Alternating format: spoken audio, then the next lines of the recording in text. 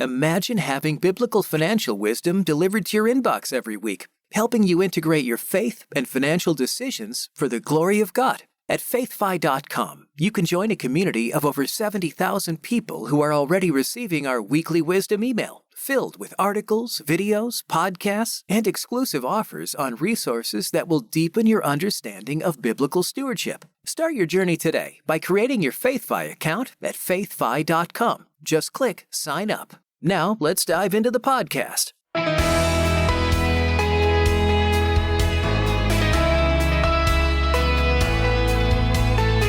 You'd like to be financially free, but you just don't know how to make it happen. Well, stay tuned to find out. I am Rob West. Knowing and doing are two different things. I'll let you know how to be financially free today, but doing it, that's up to you. And like most things, you have to want to do it. Then we'll take your calls at 800-525-7000. That's 800-525-7000. This is Faith and Finance. Biblical wisdom for your financial decisions.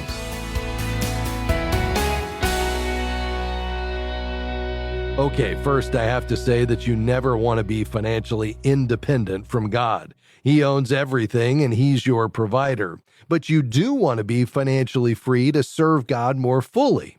Now, those who've achieved that know there's one absolute requirement for financial freedom, and that's learning how to live not just within your means, but actually below your means, and to do it for a long time. Certainly that will require doing certain things, which we'll get into in a bit, but achieving financial freedom actually begins with a mental exercise. You need to change your thinking. Why do most diets fail? It's because they're based on deprivation. As you restrict your calories, you feel deprived. And you can only tolerate that for so long before you plow into a box of donuts. Living on a budget works the same way. If you feel financially deprived, you'll eventually start to overspend again. It's the opposite of contentment. Why might someone feel financially deprived? Well, the Bible gives us several reasons: greed, envy, or covetousness, a lack of faith in God to provide, or any combination of those. But no matter the reason, it makes living on a budget difficult when it should be easy. The solution begins with developing a sense of gratitude for what God has already provided. 1 Thessalonians 5:16-18 says, "Rejoice always, pray without ceasing, give thanks in all circumstances, for this is the will of God in Christ Jesus for you." Next, you must believe that you can learn to live below your means. It might be a challenge and you'll probably have setbacks, but keep at it, cutting expenses as necessary. Okay, so much for the thinking part. Now it's time to get your hands involved. Here are some tips for staying on budget. First, you must have margin. That's money left over at the end of the month. You no doubt have several fixed bills that come in every month and you pay them without thinking. But start thinking about them. Is there a way to lower your mortgage payment? Maybe by getting rid of PMI. Can you reduce your heating or cooling bill? Maybe get rid of streaming apps you don't use much. Don't take those bills for granted. Sometimes all you have to do is ask. Did you know you can actually negotiate things like medical bills and household repairs? You might say, is that the best you can do? You might get a discount. It certainly doesn't cost you anything to ask. By the way, it's easier to stay on budget if you actually watch what you spend instead of having a lot of stuff happen on autopilot. Download the FaithFi app to set up your budget. It will then track all of your spending and likely reveal things you can easily cut, like those streaming apps I mentioned. That alone could save you a few $100s a year. Now, there's another tried and true way you can avoid feeling deprived by your budget, and that's by rewarding yourself. You want to celebrate small victories along the way to financial freedom. At the end of a successful week of staying on budget, treat the family to ice cream. After you have $1,000 in your emergency fund, maybe go out to dinner. The idea is that it's okay to splurge now and then, just not all the time. The same way, try to spread out your spending for things like having your nails done. Instead of every 4 weeks, can you go every 6 weeks? At $25 a pop, you'll save around $100 a year. If you're paying to keep stuff in one of those you store it places, get rid of it. You can cut that cost and bring in more money by selling it. For most things, if you haven't used it in a year, you probably don't need it. Every little bit helps. Okay, If you do all of those things, you've trimmed your budget as much as possible, and you're still having trouble living below your means, well, you'll need to increase those means. So look for ways to add to your income. Consider taking on a side job. After all, we're still in a gig economy. You could also consider picking up extra hours at your current job or even ask for a raise. You might be surprised at the outcome. So that's how you can learn to live below your means and start the process of becoming financially free to serve God more fully. We hope you'll let us know how it works out because we'd love to hear your stories. All right, we're going to take your calls next. The number to call is 800-525-7000. By the way, you can call that 24/7. 800-525-7000. I'm Rob West, and this is Faith and Finance. We'll be right back.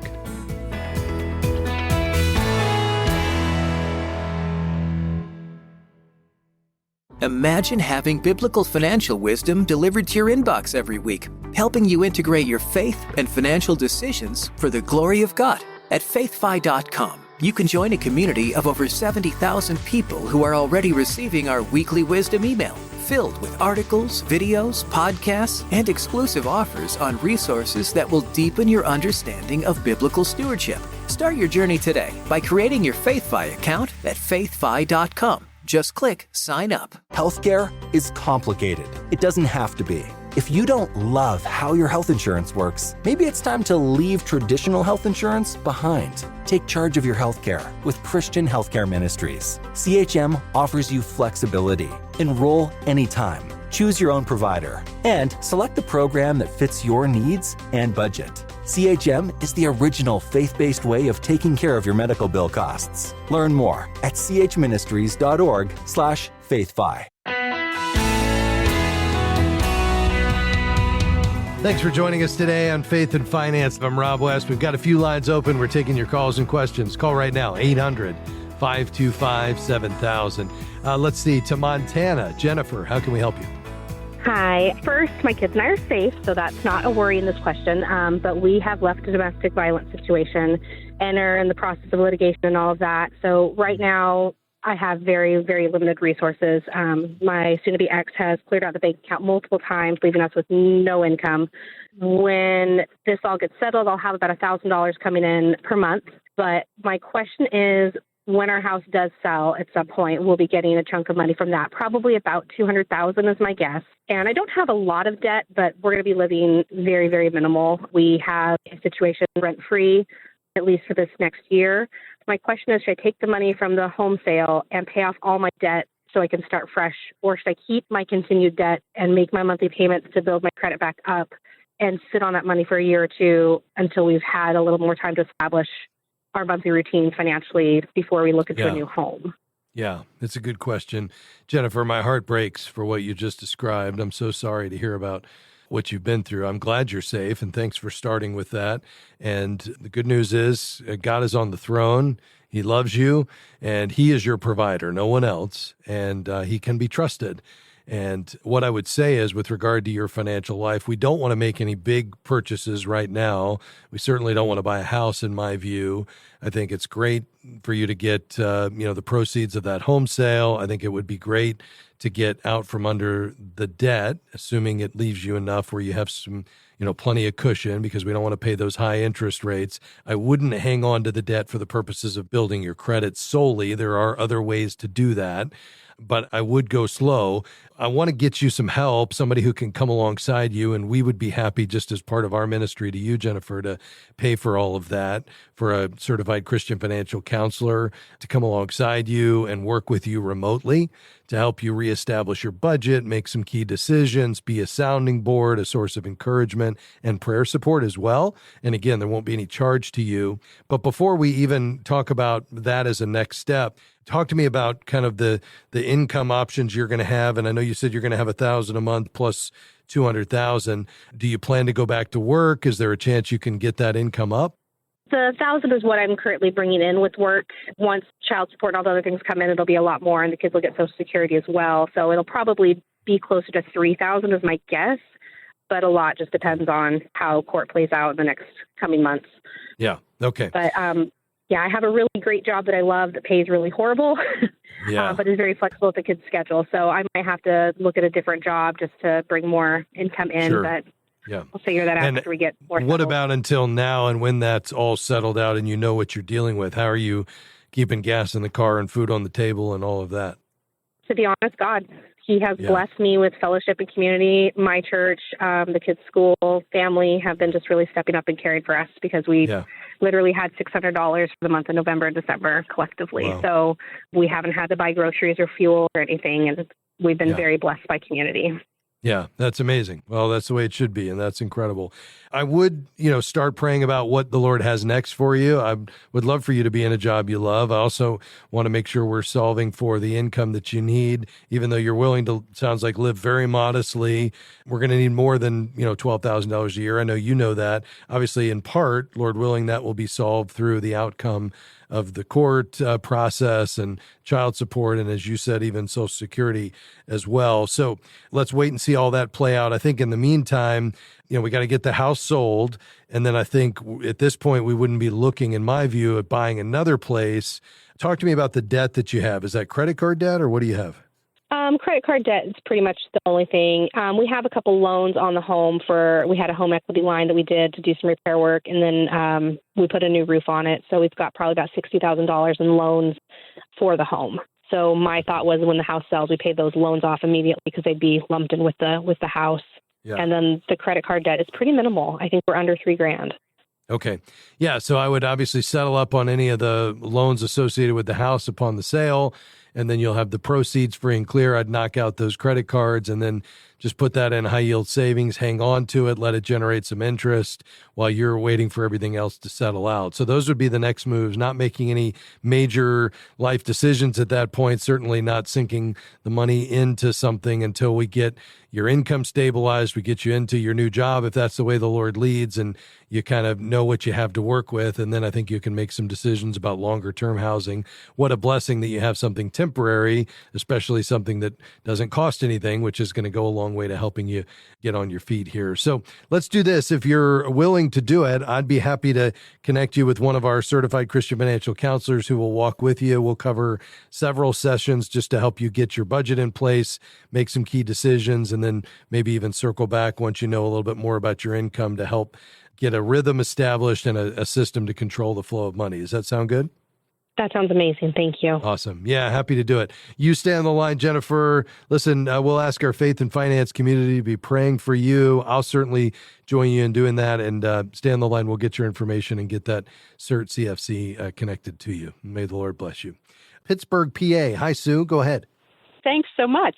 My Sure. question is just some clarity around being Medicare eligible versus Medicare enrolled. My plan is I turn 65 in March. I am Medicare eligible and need to make a decision here. But my plan is to continue to work, Lord willing, continue with employment-sponsored insurance, which is also an HSA that they contribute to and I do as well. So Great. I've heard some conflicting information, and I just wanted to see where I stand, if I even have a thing to be able to continue to not enroll at this time. Yeah, the nice thing is, and the key here is whether or not you're still employed and covered by an employer-sponsored insurance plan. If that's true, then you do not have to enroll in Medicare at age 65. Now, when you are no longer covered by that insurance, you have 8 months, starting the month after your coverage ends, to enroll in Medicare without a penalty. If you fail to enroll in Medicare Part B during that 8-month period, you have a permanent penalty. It's 10% of your Part B premiums for each 12-month period you were eligible but didn't enroll, and then there's a smaller penalty for Part D. But if you have employer-sponsored insurance, you absolutely can wait. And the HSA piece of it? That does also qualify as long as you've got an employer-sponsored plan, even though it's a high-deductible health plan. Okay. And they can continue to contribute as long as I'm not enrolled in Medicare. Is that correct? Yeah, they absolutely can continue to contribute to that for sure. Okay, thanks so much. Appreciate it. All righty. Thanks for your call today. You know, folks, as we think about our role as stewards in managing God's money, it's about faithfulness to opportunity. Now, some of you are listening right now and saying, I'm just trying to get to the end of the month. I get that. And there's an opportunity to be faithful in that. And that is, what have I done with what God has given me? And perhaps you're in a season that's difficult and somebody needs to come alongside you and be the hands and feet of Jesus and help you get to that next place. That's real. God will provide. He will sustain you. There are others that have been blessed with an abundance in this season of life. They're trying to be found faithful as well. But I think as we seek God's heart in all of this and really pursue Him, spend time in His Word, spend time in prayer, He will give us His insights into how we're to handle what He's entrusted to us. That's really the goal, and we want to encourage you in that on this program. A quick break and back with more after this.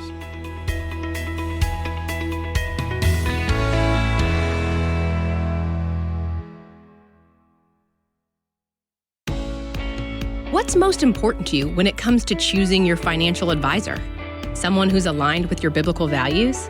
How about someone who will take the time to explain your options? Certified Kingdom Advisors are professionals who meet high standards in competence and integrity and have been trained to offer biblical financial advice. To find a Certified Kingdom Advisor in your area, visit faithfi.com and click Find a CKA. We're grateful for support from Timothy Plan. For more than 30 years, they've served clients on a biblically responsible journey to invest in a way that honors God and gives dignity to people's lives. More information is at timothyplan.com. The investment objectives, risks, charges, and expenses are contained in the prospectus and summary prospectus available at timothyplan.com. Mutual funds distributed by Timothy Partners Ltd. and ETFs distributed by Foreside Fund Services LLC.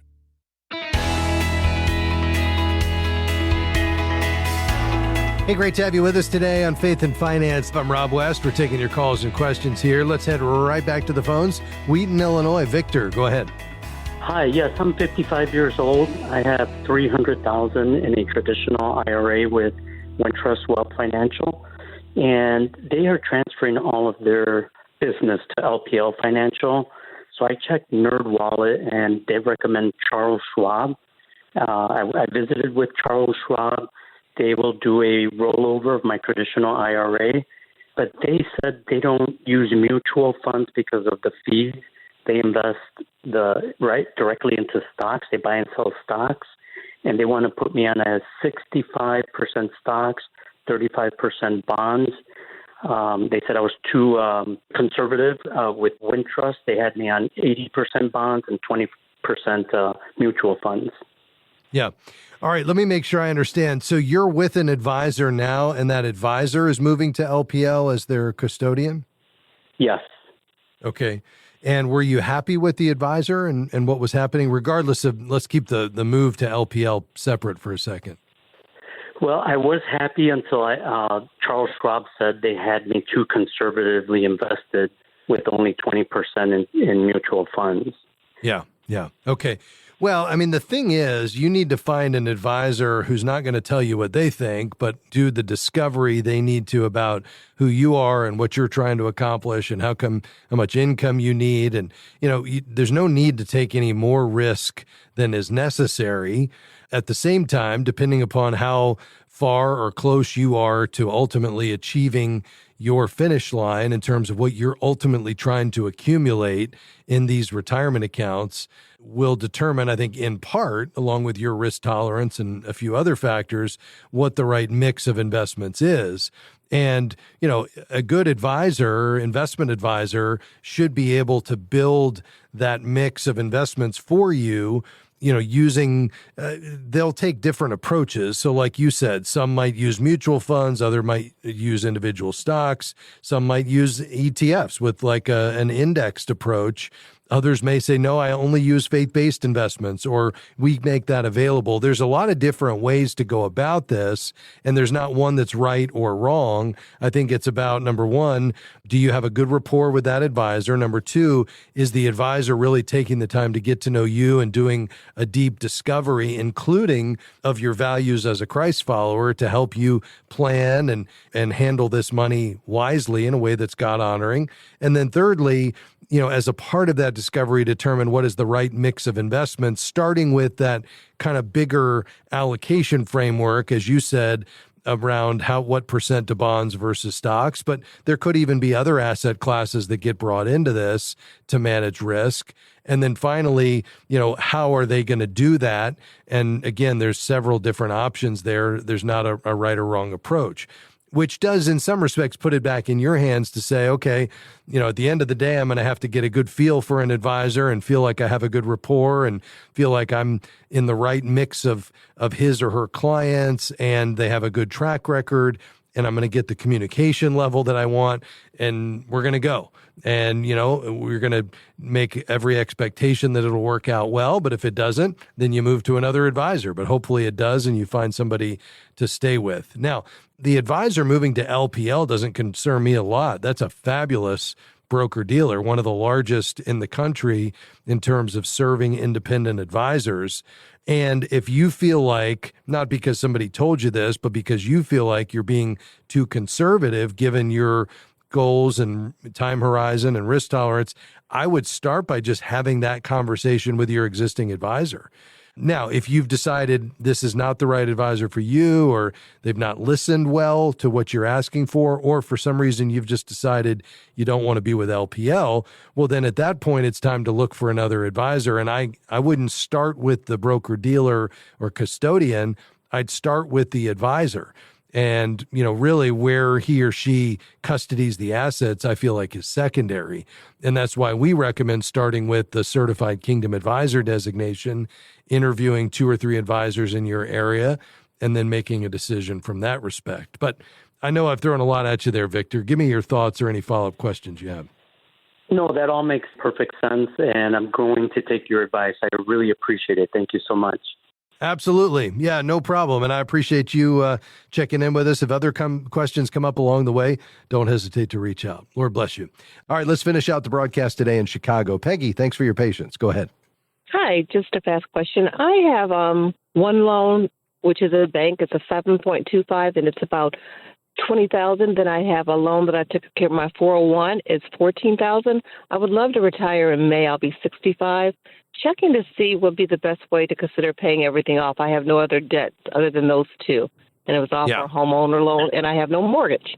Okay, great. Yeah, so the 401k, you're going to want to be able to roll that out to an IRA when you retire and separate from employment, and anything that you haven't paid back is going to be taxable to you at that point. And we'd rather keep that in the 401k so you've got it to convert to an income stream, when that time comes, probably to supplement Social Security. So even though it's a smaller amount and you're paying the interest to yourself, I'd still love for you to get that paid back. I'd probably make that the priority, and then, just deal with the minimum payments on that $20,000. And then once you pay that 401k back, pivot over to getting that home equity loan paid off, and then you're completely debt free at that point, which is great.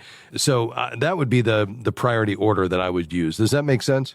Yes, it does make sense. And a key question, too, how do you figure out what's the best amount that you need for retirement? Yeah, it really, there's some rules of thumb. You can, some people will say, well, you need 12 times your income, or there's various numbers or ways to tackle it. But when you're this close to retirement, it's really a function of what is the income I'm solving for. So I would start working on that retirement budget. For most people, it's 80%, 70 to 80% of their pre-retirement income. And Social Security for most people is going to cover 35 to 40%. So the question is just, how are we going to solve for that gap between Social Security and what we we need on a monthly basis. And usually, if you can save enough to pull 4% a year and cover that, then you're in great shape because you should be able to maintain that balance for the rest of your life. So I think it really all comes down to the numbers and the income you're solving for. Hope that helps, though. Thanks for your call today. We covered a lot of ground today. You know, as I think about our role in managing God's money, there are an unlimited number of decisions we make every day around our finances, and yet we can boil them down. We can simplify them into really just 4 big categories: the money we live on, the money we give, the money we owe, and the money that we grow.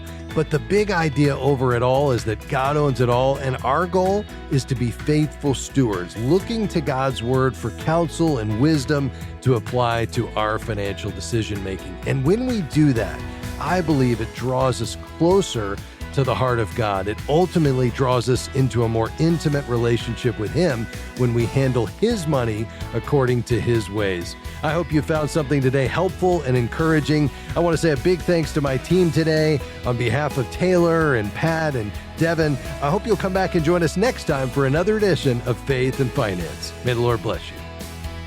Faith and Finance is provided by FaithFi and listeners like you.